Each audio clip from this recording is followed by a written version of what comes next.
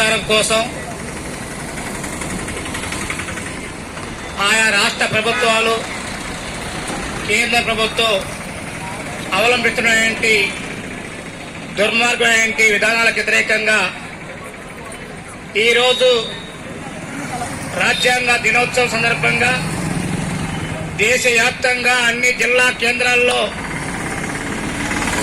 మహాధర్నాలకి పిలిపించి చేస్తున్నటువంటి కార్యక్రమంలో డాక్టర్ బిఆర్ అంబేద్కర్ కోనసీమ జిల్లాలో పాల్గొనడానికి వచ్చినటువంటి మీ అందరికీ నా తరఫున కుల వ్యతిరేక పోరాట సంఘం కేవీపీఎస్ పక్షాన ఉద్యమ నమస్కారం తెలియజేస్తా ఉన్నాను. మిత్రులారా, పెద్దలారా, ముందుగా మాట్లాడండి. చాలా మంది పెద్దలు చెప్పారు,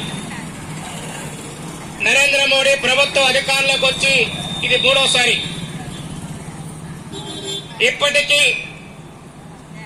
10 సార్లు బడ్జెట్ సమావేశాలు జరిగినాయి. 11వసారి మొన్న జరిగింది. నిన్న నుంచి 2వసారి పార్లమెంటు సమావేశాలు ప్రారంభమైనాయి. ఈ 10 ఏళ్ల కాలంలో మనం పరిశీలిస్తే కార్మికుల సమస్యలైతేవి, రైతాంగ సమస్యలైతేవి, ప్రజా సమస్యలైతేవి, ఈ సమస్యలు అనేవి విపరీతంగా పెరుగుతా ఉన్నాయి. ఈ పెరుగుతున్న సమస్యల మీద వాటికి వ్యతిరేకంగా కేంద్ర కార్మిక సంఘాలైతేవి, రైతాంగ సంఘాలైతేవి, ప్రజా సంఘాలైతేవి ఇప్పటికీ అనేక సార్లు భారత బంధువులకి, దేశవ్యాప్త సమ్మెలకి పిలుపునిచ్చాయి. ఇది ఆషామాషి విషయం కాదు. ఈ రోజు దేశంలో పండించిన పంట గిట్టుబాటు ధర లేదు, కార్మికులకి వేతనాలు లేవు, ఉద్యోగులకి ఉద్యోగ భద్రత లేదు, మహిళలకి మహిళా భద్రత లేదు. ఏమైనా సరే భారతదేశంలో ప్రజలందరూ కూడా ఆయా ప్రజలకి ఆయా రంగాలలో ఆయా ప్రజలకు సంబంధించిన సమస్య న్యాయం లేదని చెప్పి స్పష్టంగా అర్థమవుతా ఉంది. మిత్రులారా, ఈ లేదు కాబట్టి ప్రజా సంఘాలుగా, కార్మిక సంఘాలుగా, రైతాంగ సంఘాలుగా అన్ని రకాల ప్రజా సమస్యల మీద పరిష్కారం కోసం మరోసారి మహాధర్నాలకు పిలిపించాం. కానీ నరేంద్ర మోడీ గారి పట్ల నిన్న మనం పేపర్లో చూశాం. ఈ దేశంలో ఏ కేంద్ర ప్రభుత్వం చేయలేంది, రాష్ట్ర ప్రభుత్వాలు చేయలేంది.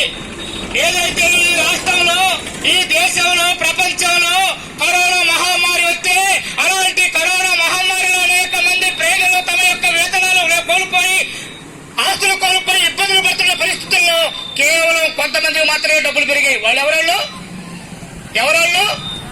ఆదాని అంబానీ. అలాంటి ఆదాని అంబానీ మీద అమెరికా వాళ్ళు కేసు పెట్టారు. కానీ దేశంలో ఏంటి పోలీసులు, ఈ దేశంలో ఏంటి సంస్థలు ఏవైతే ఉన్నాయో అవి కూడా ఆదాని అంబానీకి రక్షణగా ఉన్నాయి తప్ప పేదలకి అనుకూలంగా ఉన్నాయంటే పరిస్థితి లేదు. ఎందుకు కేసు పెట్టారు మనం చూస్తా ఉన్నాం. ఒక రకంగా వెనక్కెళ్దాం. ఈ రోజు జల విద్యుత్ ద్వారా కరెంటు తయారు చేస్తే యూనిట్కి 40 పైసలు ఖర్చు అయింది. దాని జోలు పోట్ల, బొగ్గుదోలు పోట్ల. కానీ సోలార్ కంపెనీ పెట్టి సోలార్ ద్వారా కరెంటు తయారు చేస్తే ఆ యొక్క సోలార్ కరెంటు తయారు చేసిన దానికి అయ్యేటువంటి ఖర్చు ₹2.40 పెట్టుకుంటా ఉన్నారు ఈ రాష్ట్ర ప్రభుత్వం ఉన్నటువంటి పాలకులు. 40 పైసలకు వచ్చే ఖర్చు ₹2.40 పెట్టి ఖర్చు. ఆ రకంగా ఎవరి మీద ఈ భారాలేస్తా ఉన్నారు? సుభాషిణి కరసాల చెప్పింది, స్పష్టంగా చెప్పింది. ఈ రోజు భారాలు వేస్తుంది ఎవరంటే మన మీద వేస్తా ఉన్నారు.